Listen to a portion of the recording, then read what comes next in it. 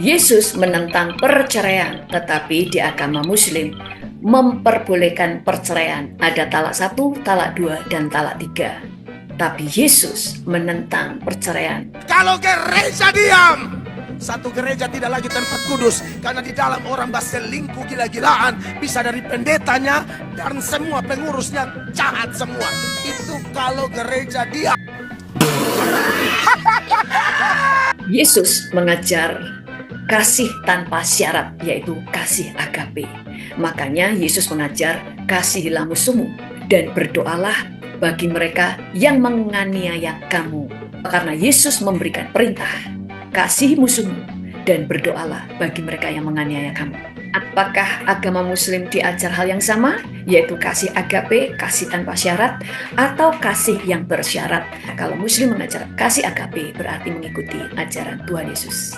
Di dalam Matius 5 ayat 44 berkata, tetapi aku berkata kepadamu, kasihilah musuhmu dan berdoalah bagi mereka yang menganiaya kamu.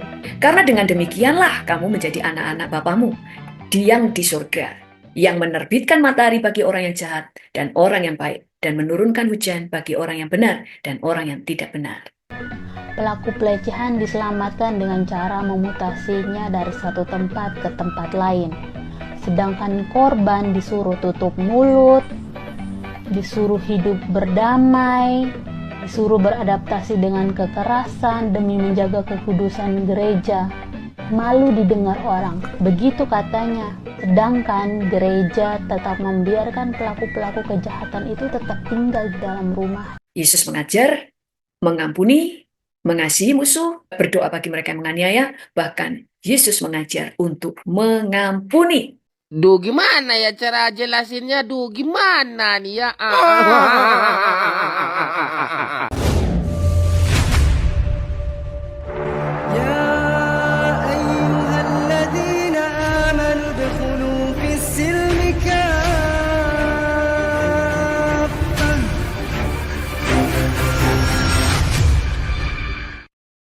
A'udzu billahi minasyaitonir rajim. Bismillahirrahmanirrahim. Assalamualaikum warahmatullahi wabarakatuh, sahabat Kafah Debat Official. Bagaimana kabar kalian semuanya? Semoga kalian semua dalam keadaan yang sehat walafiat. Alhamdulillah, alhamdulillah, alhamdulillah. Segala puji bagi Allah, Tuhan semesta alam. Tiada Tuhan selain Allah. Allah lah satu-satunya Tuhan yang gak serupa dengan apapun.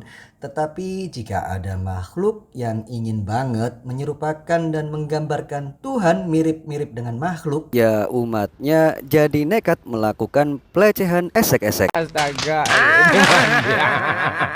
Terhadap ya pokoknya wanita. Apakah ini juga termasuk politik gereja yang sadis? Baiklah sahabat, nggak berlama-lama, langsung saja kita simak videonya. Apa kabar kalian? Pada kesempatan ini di channel Perempuan Timur, saya ingin membahas tentang bagaimana suara perempuan terhadap kasus pelecehan seksual yang dilakukan oleh pastor atau imam. Desas-desus kasus pelecehan seksual yang dilakukan oleh pastor atau imam sudah saya dengar sejak saya berada di bangku SMA. Bahkan sampai sekarang kasus pelecehan seksual yang dilakukan oleh imam atau pastor terkesan ditutup-tutupi oleh uskup, gereja, bahkan otoritas tertinggi yang seolah-olah melindungi pelaku pelecehan. Miris sekali ya sahabat, mungkin kesaksian-kesaksian seperti ini kalau di luar negeri sudah banyak dan terekspos. Kalau di Indonesia mungkin memang jarang terekspos ya sahabat, tetapi nyatanya ada. Ya contohnya seperti kesaksian wanita ini terkait adanya oknum imam atau pastor gereja yang melakukan pelecehan esek-esek terhadap wanita. Yang harusnya oknum imam atau pastor gereja tersebut dihukum, kok malah dilindungi oleh otoritas tertinggi dari pihak gereja yang dimaksud. Yesus mengajar kasih tanpa syarat, yaitu kasih agape. Makanya Yesus mengajar kasihilah musuhmu dan berdoalah bagi mereka yang menganiaya kamu. Karena Yesus memberikan perintah, kasihi musuhmu dan berdoalah bagi mereka yang menganiaya kamu. Apakah agama Muslim diajar hal yang sama, yaitu kasih agape, kasih tanpa syarat? Bagaimana dengan para korban? Di sini saya ingin lebih menekankan pada korban perempuan. Kebanyakan para perempuan itu memilih diam, memilih bungkam, memilih untuk tidak bersuara, sebab dengan mereka bercerita, mereka menganggap bahwa mereka akan membongkar aib keluarganya sendiri, mereka akan merusak nama baik gereja.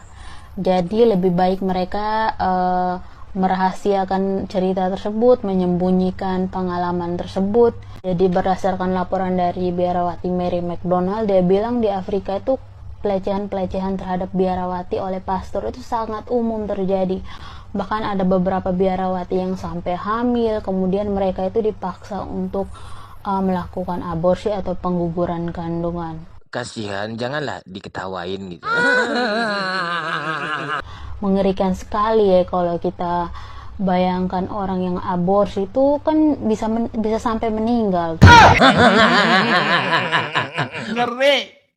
Nah, kalau kisah yang diceritakan barusan itu terjadinya di Afrika. Jadi berdasarkan laporan dari biarawati Mary McDonald, dia bilang di Afrika itu pelecehan-pelecehan terhadap biarawati oleh pastor itu sangat umum terjadi. Apa mungkin hobi melecehkan ya? Astagfirullahaladzim. Apakah ini juga salah satu politik gereja?